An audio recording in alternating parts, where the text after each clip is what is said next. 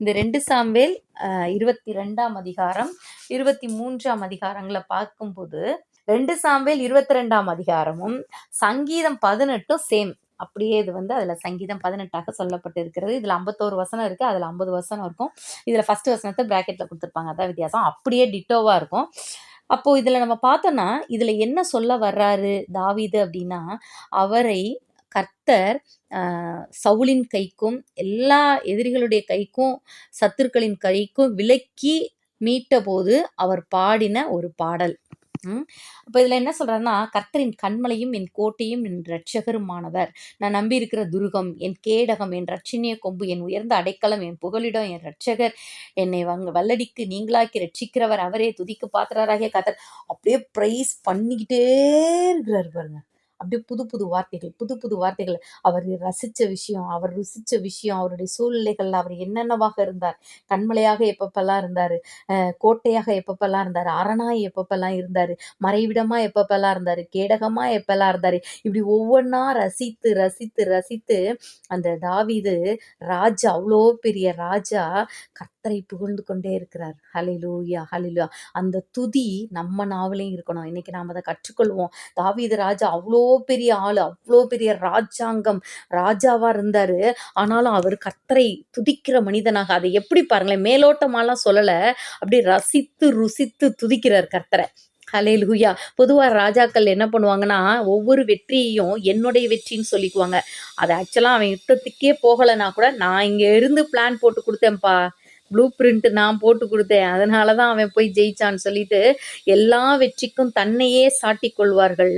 தான் தான் கடவுளுடைய அவதாரம், நான் தான் கடவுள், என்ன கும்பிடுன்னு சொல்லிட்டு தன்னை அப்படியே உயர்த்தி உச்சாணியில வச்சுக்குவாங்க. இதுதான் ராஜாக்களுடைய ஒரு மனோபாவம், ஸ்பாவம். அதை எதிர்த்து கேட்க யாருக்குமே ரைட்ஸும் கிடையாது. யாராவது கேட்டாங்கன்னா கழுத்தை வெட்டிடுவாங்க. ஸோ இப்படிப்பட்ட ஒரு காலகட்டம் தான். ஆனால் அந்த தாவீது எல்லாவற்றுக்கும் கர்த்தரை துதிக்கிறாரு.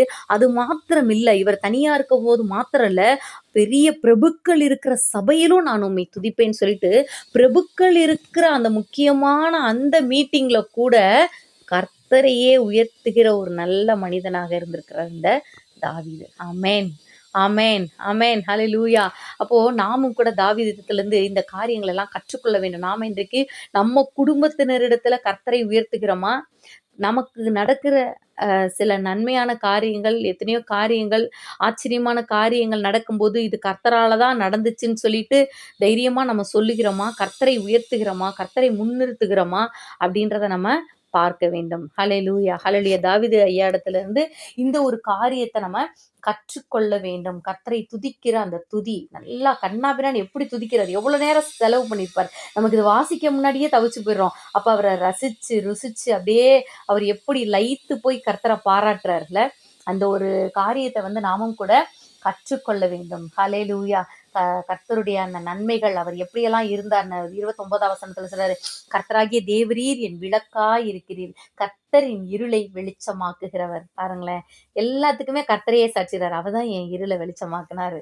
இல்ல, உம்மாலே நான் ஒரு சேனைக்குள் பாய்ந்து போவேன், என் தேவனாலே ஒரு மதிலை தாண்டுவேன். அப்படியே இதை வாசிக்கிட்டே இருக்க வேண்டியதான். ஏன்னா எல்லாமே அவ்வளவு அருமையான வார்த்தைகள். அவரின் கால்களை மான்களுடைய கால்களை போலாக்கி என் உயர் தலங்களில் என்னை நிறுத்துகிறார். வெண்கல வில்லும் என் புயங்களால் வளையும்படி என் கைகளை யுத்தத்துக்கு பழக்குவிக்கிறார். அப்ப யுத்தத்துக்கு என்னை பழக்குவிக்கிறவர் கர்த்தர் அப்படின்னு சொல்லிட்டு எல்லா காரியங்களையும் சொல்கிறார். அப்ப நாமும் கூட இந்த ஒரு காரியத்தை கற்றுக்கொள்ள வேண்டும்.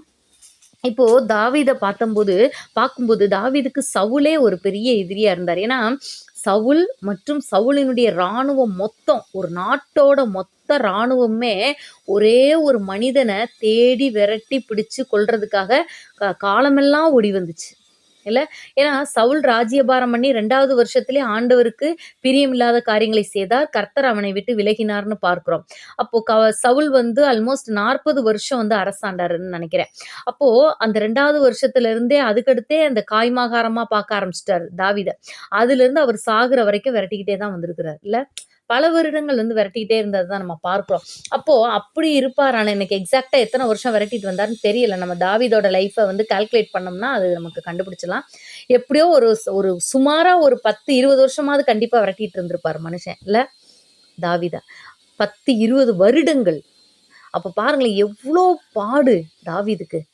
இந்த சவுல் ஒரு ஆளு ராணுவத்தை வச்சு ஒவ்வொரு ஊரா கேகிலாவின் மனுஷர் வந்து நாங்க பிடிச்சு தரோன்றாங்க, ஒவ்வொரு சிக்லாகின் மனுஷர் நாங்க பிடிச்சு தரோம், அவங்கள எல்லாம் இவர் காப்பாத்துறாரு. இவங்க எல்லாரும் தாவீத பிடித்து கொடுக்கறதுல தான் பிடித்து கொடுத்து ராஜாட்ட நல்ல பேர் வாங்கி இன்னும் நல்ல வசதி வாய்ப்புகளை பெருக்கிக் கொள்றதுல தான் ஆர்வமா இருக்கிறாங்க.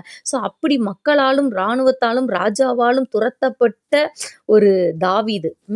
அதோடு கூட இது மாத்திரம் இல்லையா, எனக்கு நான் லாஸ்ட் டைமே சொல்லணும்னு நினைச்சிட்டு இருந்தேன். அந்த 2 சாமுவேல் 21ஆம் அதிகாரத்திலேயே நீங்க பாருங்களேன், அந்த லாஸ்ட் ஒரு 4-5 வசனத்தை பார்க்கும்போது ராட்சத சந்ததியான சாப் அவரை வெட்டி போடுறாரு. அதுக்கடுத்து பெத்லஹேமியன், அதாவது கோலியாத்தின் சகோதரன், அவன் எதிர்த்து நிக்கிறான், அவனை ஒருத்தர் வெட்டி போடுறாரு. அடுத்து நம்ம பார்த்தா நெட்டையனான ஒரு மனுஷன், அவன் கைகள்ல 6 விரல், கால்ல 6 விரல், அப்போ 6 24 விரல்.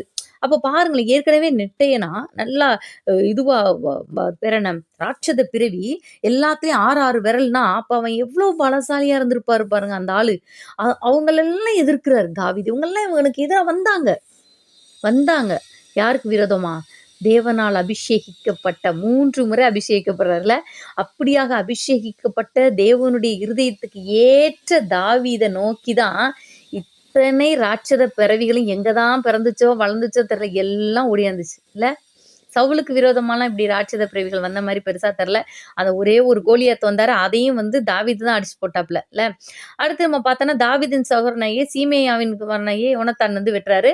அதுக்கடுத்து பார்த்தீங்கன்னா இந்த 4 பேருமே ராட்சதனுக்கு பிறந்தவர்கள். இவர்கள் 4 பேருமே தாவீதோட கையினால மடிந்தாங்க அப்படின்றத நம்ம பார்க்கிறோம். அது மாத்திரம் இல்ல, நமக்கு இந்த 23ஆம் அதிகாரம் வந்தீங்கன்னா அதுல பாத்தீங்கன்னா தெரியுது. அதுல அவர் சொல்றாரு பாருங்களேன், யார் யாரெல்லாம் எப்படிப்பட்டவங்க மேலெல்லாம் வெட்டி கொன்று போட்டார்கள். இவங்கெல்லாம் சவுல் பிளஸ் அவனுடைய மக்கள் பிளஸ் அவனுடைய இராணுவம், இதை தவிர்த்து வந்தவங்க இத்தனை பேர், இவ்வளோ பேரையும் இதுக்கடுத்து இந்த இதுல 23ஆம் அதிகாரத்துல மொத்தத்துல இருக்கிறாங்க. அப்போ இவ்வளவு எதிரிகள் வந்தாலும் கூட தாவீதையா வந்து, என்ன ஆண்டவரே உங்களை தேடிக்கிட்டே இருக்கேன், எதிரிகள் பெருகிறானே தவிர குறையவே இல்லையே அப்படின்லாம் சொல்லவே இல்லை. எத்தனை எதிரி வந்தாலும் இன்னுமாய் அவர் கர்த்தரை துதித்து பாடுறதுலையும், அவர் என் கேடகம், கோட்டை, துருகம், ரெட்சன்ய கொம்பு, என் செட்டை, எனக்கு அடைக்கலமா இருக்கிறாருன்னு, மறைவிடமா இருக்கிறாரு, கேடகமா இருக்கிறாரு, விளக்கா இருக்கிறாருன்னு சொல்லிட்டு அவருடைய எல்லா காரியங்களும் கர்த்தரை உயர்த்துவதை கூட்டினாரே தவிர எந்த ஒரு சூழ்நிலையிலுமே அவரு குறைக்கவும் இல்லை, ஆண்டவரை குறை கூறவும் இல்லை. ஆமென். ஹல்லேலூயா, ஹல்லேலூயா, ஹல்லேலூயா. கர்த்தருக்கு ஸ்தோத்திரம். காரணம் வந்து அவர் தேவன் மேல் வைத்திருந்த அன்பு. தேவன் மேல் அவர் அன்பு வைத்திருந்தது நிமித்தமாக ஒரு அன்பான குரூப்பையும் கொடுத்துருக்கிறாரு பாருங்களேன். இந்த 2 சாமுவேல் 23ஆம் அதிகாரத்துல எத்தனை பேரு, யோசேப்பா, செபெத், வாய்க்குள்ளேயே வரமாட்டேங்குதுல்ல, வித்தியாசமான பேரு. அப்போ இந்த எலெயாசார் பேர் தெரியுது. இப்போ இந்த மாதிரி இவங்கெல்லாம் வந்து பயங்கரமான ஒரு சூழ்நிலை, இக்கட்டான சூழ்நிலையிலையும் போய் ஜெயம் பெற்றவர்கள். அப்போ நான் இதை படிக்கும்போது எனக்கு என்ன உணர்த்தப்பட்டேன்னா, இந்த யோசப்பா செபெத் பத்தி வந்து பைபிள்ல எந்த ஒரு அதிகாரமும் இல்லை. இந்த ஒரு அதிகாரம் ஃபுல்லா இவர் என்ன செஞ்சாருன்னு இல்லை. அதே மாதிரி இதுல உள்ள நிறைய பேர் வந்து இவங்க என்னென்ன செஞ்சாங்கன்னு தெரியல. பெனாயான்றவர் போய் வலிமையான சிங்கத்தை, உறைந்த மலையில வந்து பசியோட இருக்கும் சிங்கம், சாப்பாடு கிடைக்காம ஏற்கனவே வெறியில இருக்கும், அந்த சிங்கத்தை, வெறி பிடிச்ச சிங்கத்தை அதோட அந்த கெபிக்குள்ளேயே போய் கொண்டிருக்கிறாரு பாருங்க. அப்ப அவர் எப்படிப்பட்ட தேவ ஆவியினால் நிரப்பப்பட்ட மனிதன் அந்த பெனாயா இருந்திருப்பாரு. இவரை பத்தி இந்த ஒரு வசனம் தானே இருக்கு இல்ல, மிஞ்சி போனா ஒரு 2-3 இடத்துல இந்த ஒரு வசனமே ரிப்பீட்டடா வந்திருக்கும், அவ்வளவுதான் நான் நினைக்கிறேன். ஆனா அவர்களுடைய பெயர்கள், அவர்கள் செய்த காரியங்கள், அது எந்த சூழ்நிலை, எல்லாமே தேவனால் பதிவு பண்ணப்பட்டிருக்கிறது. அதே மாதிரிதான் இன்றைக்கும் கூட நம்ம தாவீதை போல ஷைன் பண்றோமோ இல்லையோ, உலகமெல்லாம் தெரியுதோ இல்லையோ, இந்த பெனாயா போலவோ இல்லைன்னா அந்த வாயிலே பேர் வராத யோசப்பா, செபெத் மாதிரியோ, இதுல இன்னும் நிறைய பேர் இருக்காங்க. அவங்கள மாதிரி பேர் வெளியில வராத மனிதர்களா இருந்தாலும் கூட தேவ பலத்தினால நம்ம தாவீதின் குமாரனுக்காக யுத்தம் செய்யும் போது, தாவீதுக்காக யுத்தம் செய்த எல்லாருடைய பேர் எழுதப்பட்டிருக்கிறது. தாவீதின் குமாரனுக்காக நாம யுத்தம், ஆவிக்குரிய யுத்தம் செய்யும் போது நமக்கு விரோதமாய், நம்ம குடும்பத்துக்கு விரோதமாய், சமுதாயத்துக்கு விரோதமாய் வருகிற பிசாசின் கிரிகளை நம்ம தேவ பலத்தினால மேற்கொள்ளும் போது நம்ம பேர்ல ஆண்டவர் ஜீவ புஸ்தகத்துல எழுத போதுமானவர் இருக்கிறார். ஒருவேளை வெளியில ஷைன் ஆகாம இருக்கலாம், அதை பத்தி நம்ம நினைக்கணும்னு அவசியமே கிடையாது. கர்த்தர் எல்லாவற்றையும் குறித்து வைத்து நமக்கு அதற்குரிய ஆசீர்வாதங்களையும் நன்மைகளையும் தர போதுமானவராக இருக்கிறார். ஆமென், ஆமென், ஹல்லேலூயா. இதற்கு காரணம்லாம் என்னன்னு சொல்லி பார்த்தோம்னா தாவீதுக்கு தேவன் மேல இருந்த அன்பு. ஆமென், ஹல்லேலூயா. அப்படியே நம்ம 2 யோவான்ல நம்ம வந்தோம்ன்னு வச்சுட்டோம்னா, அதுல பார்த்தோம்னா அந்த 6ஆம் வசனம் சொல்லுது, நாம் அவருடைய கற்பனைகளின்படி நடப்பதே அன்பு. அவர் என்ன சொல்றாரோ, அதன்படி நம்ம வாழ்றது தான் அன்பு. தாவீது அப்படிதான் வாழ்ந்தார்ல. கர்த்தரிட்ட சகல கற்பனைகளின்படியும் அவர் தவறாமல் வாழ்ந்தாரு. ஒரு சில நேரம் அவர் தவறிப் போனார். ஆனா, அதற்கெல்லாம் கர்த்தருடைய சிட்சையை அவர் பெற்றுக்கொண்டார். மறுபடியும் அவர் லைன்க்கு வந்துட்டாரு. "என்னைய இப்படிலாம் பண்ணிட்டீங்க, போங்க ஆண்டவரே. இந்த இந்த இந்த தப்பெல்லாம் இவங்கலாம் பண்ணாங்க. அவங்களுக்கெல்லாம் இப்படிலாம் நீங்க செய்யவே இல்ல. எனக்கு மட்டும் தான் நீங்க கரெக்ட்டா பழி வாங்குறீங்க." அப்படின்லாம் சொல்லிட்டுலாம் சொல்லல அவரு. அந்த சிட்சையை ஏற்றுக்கொண்டு, "ஆமா, கரெக்ட்டு. நான் சரியில்ல. நான் சரிப்படுத்திக்கிறேன்னு" சொல்லிட்டு, அவர் தன்னை சீர்படுத்திக் கொண்டு அந்த தேவ சமூகத்துல அந்த லைன்ல வந்துர்றாரு. விலகி போறாரு. ஆண்டவர விட்டு ட்ராக் மாறி போனாலும், அத கர்த்தர் சிட்சைக்குள்ள கொண்டு வரும்போது, கரெக்ட்டா அந்த லைன்ல வந்து, "ஆமா ஆண்டவரே, ஓகே ஆண்டவரே. நீங்க எது செஞ்சாலும் பரவால்ல ஆண்டவரே. நாசியில சுவாசம் இருக்க வரைக்கும் நான் உம்மை துதிப்பேன்னு" சொல்லிட்டு, அந்த தேவனுடைய அன்பு, அந்த ஆதி அன்புக்குள்ளேயே அவர் இருந்து தன்னை காத்துக் கொண்டத நம்ம பார்க்கிறோம். ஸோ நாமும் கூட ம் தேவனை வந்து அன்பு கூர வேண்டும். தேவனை நம்ம அன்பு கூர்ந்தோம்னாலே, மற்றவர்களையும் நம்ம எளிதாக அன்பு கூர முடியும். ஆமென். ஹல்லேலூயா, ஹல்லேலூயா. நம்ம வீட்ல கச்சடா பொச்சடான்லாம் இருக்கக்கூடாது. வீட்லயும் என்ன பண்ணணும்? நம்ம யாரு கொஞ்சம் சிடு சிடுன்னு இருந்தா கூட நம்ம அ கொஞ்சம் சாஃப்ட்டா அந்த தேவனுடைய அன்பை பிரதிபலிக்கிறவர்களாக நாம விளங்க வேண்டும். ஹல்லேலூயா. ஆமென், ஆமென். ஏன்னா 2 யோவான் 1ஆம் வசனம் சொல்லுது, "நமக்குள் நிலை நிற்கிறதும், என்றென்றைக்கும் நம்மோடு இருப்பதுமாகிய சத்தியத்தின் நிமித்தம்." அப்ப நமக்குள் நிலை நிற்கிறதும், என்றென்றைக்கு நம்மோடு இருப்பதுமாகிய சத்தியம். சத்தியம்னாலே என்னது? நானே வழியும், சத்தியமும், ஜீவனுமா இருக்கிறேன்னு ஏசப்பா சொல்லியிருக்கிறாங்க. அப்ப ஏசப்பா நமக்குள்ள நிலை நிற்கிறாங்க. நம்மோடு கூடவே இருக்கிறார். ஏசப்பா நம்ம கூட இருக்கிறாங்க.